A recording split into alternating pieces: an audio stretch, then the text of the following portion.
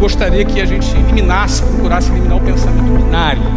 O pensamento binário, o que é? É um pensamento, geralmente, entre duas ideias, onde essas ideias se contrapõem. Em outras palavras, o que eu quero dizer é o seguinte: o tamanho da sua conta bancária não diz absolutamente nada sobre o seu caráter.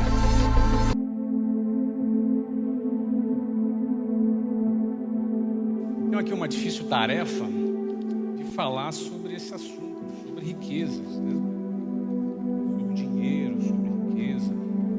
E como o sistema de ensino convencional, formal, ele não prepara o jovem para empreender, ele prepara o jovem para ter um emprego, desde o ensino fundamental, na universidade. É uma linha de montagem para preparar a mão de obra para a indústria. Quando o emprego se torna mais escasso, as pessoas têm que buscar alguma alternativa. E o empreendedorismo é uma alternativa que muitos têm buscado. Então, eu gostaria que a gente procurasse eliminar o pensamento binário. O pensamento binário, o que é? É um pensamento, geralmente, entre duas ideias, onde essas ideias se contrapõem e alguma vai assumir o papel do bem e, consequentemente, a outra será o papel do mal, ou vice-versa. O pensamento binário, ele faz com que esse assunto, ele bota um pouco de lenha na fogueira nesse assunto, de forma errônea, de forma equivocada, levando muito as pessoas ao engano sobre o tema riqueza, o tema dinheiro, justamente pelo vício do pensamento binário. A maioria dos traficantes do Rio de Janeiro se localizam em favelas. Isso é uma afirmação. Alguém negaria essa afirmação aqui? Não. A gente vê nos noticiários, até em estatísticas você vai ver. Daí, por derivação e uma falsa lógica influenciada por esse pensamento binário, alguém pode dizer: toda pessoa que mora na favela é traficante. Isso é falso ou verdadeiro?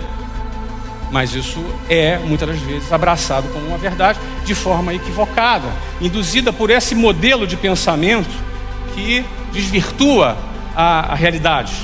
Você não pode afirmar que toda pessoa que mora na favela é traficante. Óbvio que não é. Eu frequentei favela muitas vezes.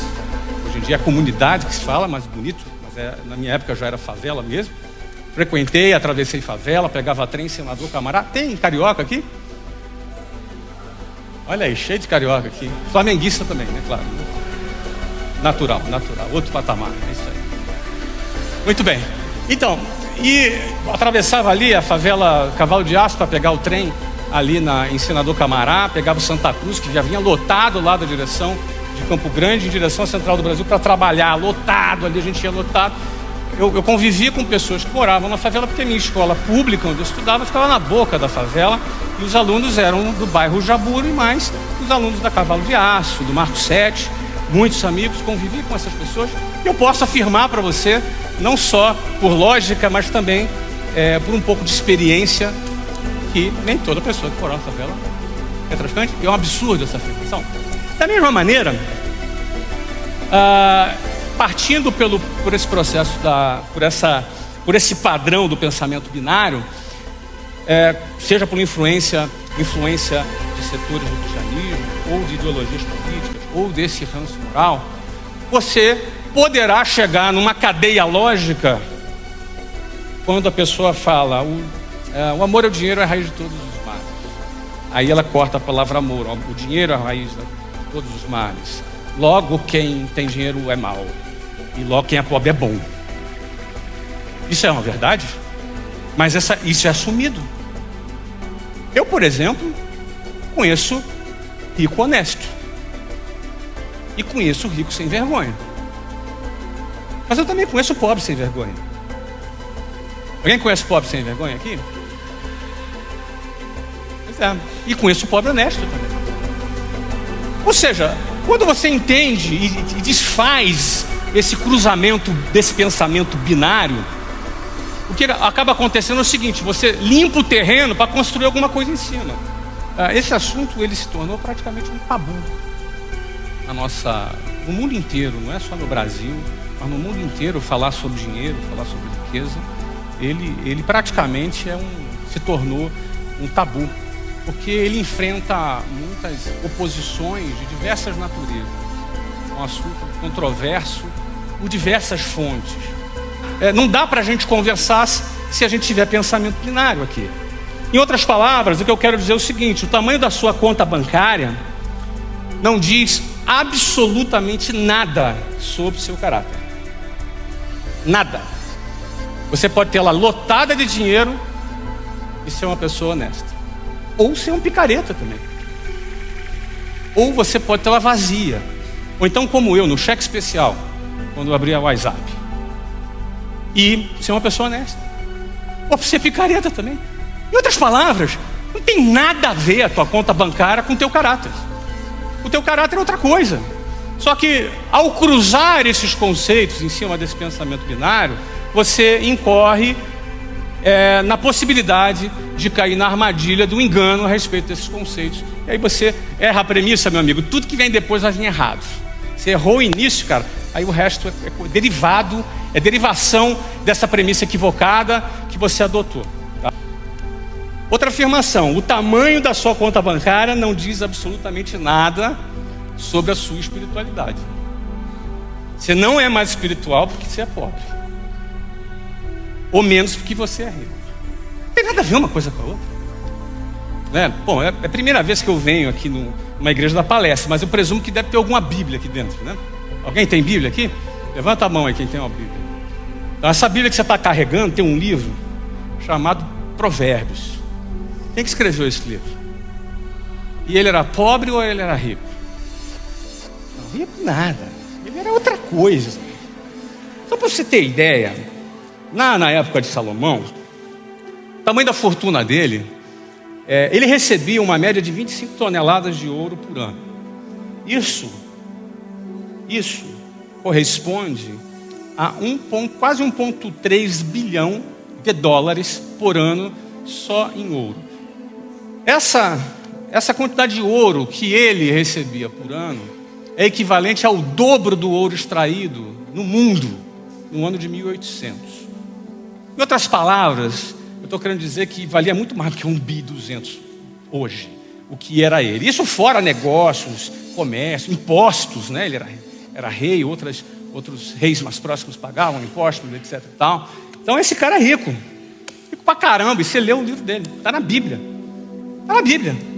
Você está lendo um livro de um cara rico, aí, na Bíblia. De repente você está cheio de pensamento binário, ou de repente herdou alguma confusão a respeito de caráter versus espiritualidade, versus tamanho da conta bancária, e você vai para a igreja porque você, de repente, se sente bastante espiritual, mas abre o livro de Provérbios, não é? Do cara que também era muito sábio. Não era agora que ele vacilou que tinha 1000 mulheres, né? Ah, tudo bem, naquela época, não sei. Mas eu vou te dizer, não foi muito sábio. Mas eu vou dizer um negócio para você. O cara, ele tem um livro dele escrito. Hoje no mundo inteiro, o livro mais lido do mundo.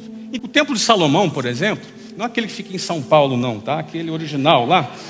Então o Templo de Salomão, também na Holland também. Só para você ter ideia, a pequena oferta que ele deu para o Templo de Salomão, ele deu 100 toneladas de ouro, 5 bilhões de dólares e mais 240 toneladas de prata, equivalente a 140 milhões de dólares hoje.